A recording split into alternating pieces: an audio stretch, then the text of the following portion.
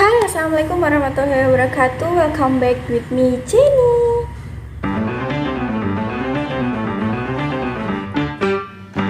Oke, ngomongin soal keuangan, siapa sih saat ini yang gak suka sama yang namanya duit atau uang? Kenapa sih seseorang itu harus banget buat bisa manajemen keuangannya? Karena penting banget seseorang itu, apalagi di usia 20 tahunan itu, buat bisa mengontrol, tahu, sadar apa yang dia keluarkan, berapa yang masuk, dan apa ya goals mereka ke depan gitu. Apalagi di umur kepala dua atau menginjak kepala dua, 20 tahunan lah ya. Itu di masa-masa orang harus hidup mandiri, pegang uang sendiri, dan bisa jadi sudah berpendapatan sendiri gitu.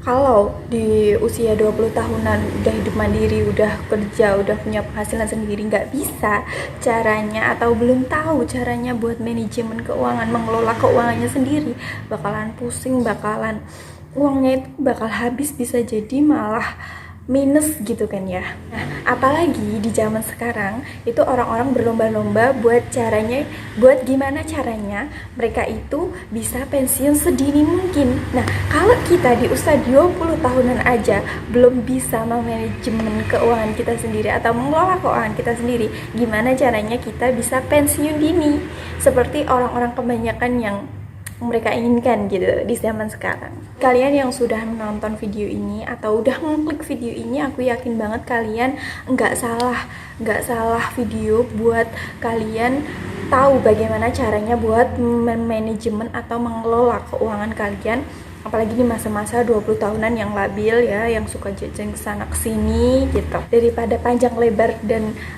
gak ada habis-habisnya, karena kita udah sama-sama tahu ya, uang dan usia 20 itu sangat rawan, sangat harus dikelola gitu, harus sangat bisa mengelola keuangan gitu. Yang pertama, kita sebagai orang yang di usia 20-an yang sudah berpendapatan atau hidup mandiri, yang pertama yang harus kita lakukan adalah mengelompokkan kebutuhan kita menjadi 3 kelompok. Yang pertama, kebutuhan primer, yaitu kebutuhan pokok yang harus kalian selesaikan dulu dengan uang yang kalian pegang. Misalnya sebagai mahasiswa contohnya, kalian dijatah 1 bulan itu 1 juta. Nah, 1 juta itu buat apa aja? Yang kebutuhan pokoknya dulu, kos, makan, tugas, dan yang gak kalah penting adalah nabung. Kenapa sih nabung itu sangat-sangat penting di dalam elemen kebutuhan pokok?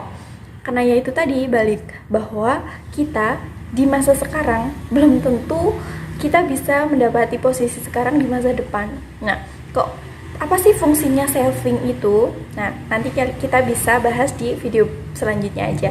Di video kali ini kita fokus gimana caranya buat mengelola keuangan. Nah, udah ada 4 kebutuhan pokok atau 4 sub yang ada di kebutuhan pokok. Kemudian next, yang kedua ada kebutuhan sekunder, dimana kalian ya pasti di umur 20 tahun itu pasti ada sama temen-temen, ada waktu, bukan ada waktu sih, ada keinginan buat healing, jajan, dan lain sebagainya. Itu bisa dimasukkan atau dikelompokkan di budgeting sekunder, di kebutuhan sekunder. Nah, nanti di sekunder nanti ada jajan dan healing. Nah, kemudian yang ketiga itu adalah kebutuhan tersier, kebutuhan yang besar-besar dan apa ya? Kalian kalau mencapainya itu harus berpikir lebih banyak, lebih lama lagi. Kebutuhan tersier itu nggak boleh kalian paksa. Kebutuhan tersier itu harus step by step buat kalian capai. Misalnya kayak beli handphone baru, beli laptop baru, atau dan lain sebagainya yang besar-besar dan kelihatan lebih banyak budgeting keuangannya. Nah, kalau dari tadi kalian lihat aku di depan laptop, nah aku dari tadi udah nyiapin seperti ini. Aku bagi menjadi 3, primer, sekunder, tersier. Karena sudah dikelompokkan seperti itu, sudah dibagi seperti itu, langkah selanjutnya yang kedua adalah budgeting.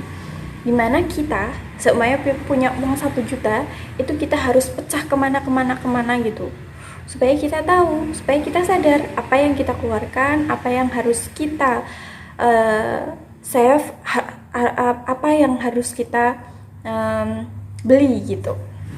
Oke, nah misalnya kita ada budget 1 juta.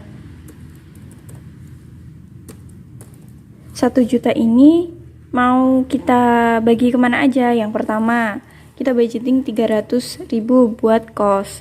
Kemudian makan, kita buat makan lauk aja ya, karena mungkin kalau sekalian beli beras agak mahal. Kalau orang yang masih mahasiswa biasanya bisa minta tuh ke orang tuanya. Nah, kita bisa budgeting 250 buat 1 bulan.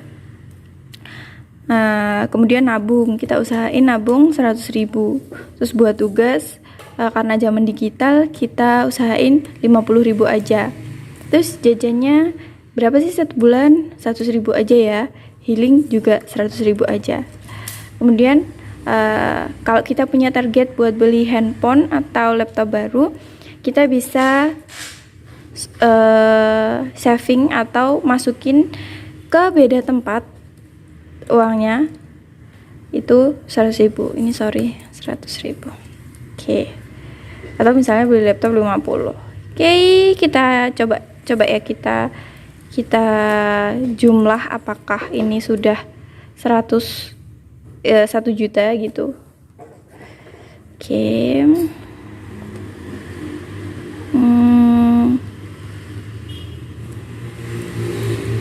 Nah,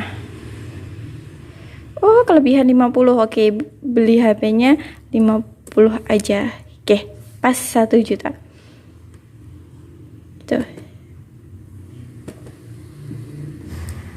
Nah, kalau kalian tadi sudah membudgeting keuangan kalian di jatah berapa atau berpenghasilan berapa dalam 1 bulan, kalian tinggal mengikuti atau menaati apa yang telah kalian tulis dengan istiqomah tentunya, dengan konsekuensinya. Misalnya kalau pengen jajan, kalian udah 1 bulan ini udah jajannya 100.000 gitu, ya udah kalian tahan dulu aja sampai ke bulan depan buat beli-beli atau pengen jajan sesuatu yang belum kalian turuti gitu. Mungkin itu aja tips dari aku. See you next time. Wassalamualaikum warahmatullahi wabarakatuh.